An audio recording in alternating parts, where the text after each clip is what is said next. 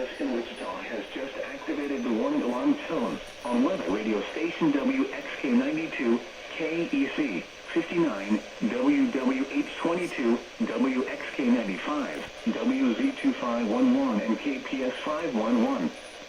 During potentially dangerous weather situations, specially built receivers can be automatically activated by the signal to warn of the impending hazard. Tests of the signal and receiver's performance are normally conducted each Wednesday between 11 a.m. and noon. Reception of this broadcast, and especially the warning alarm tone, will vary at any given location. This variability, normally more noticeable at greater distances from the transmitter, can occur even though you are using a good quality receiver in good working order.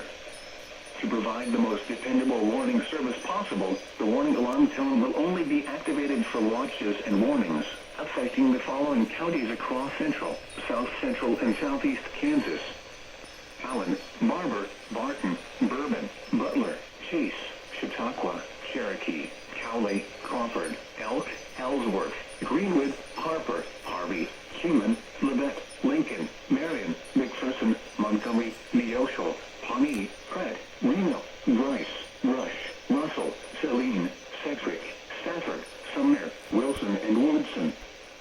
And in northern Oklahoma, Alfalfa, Grant, and Woods.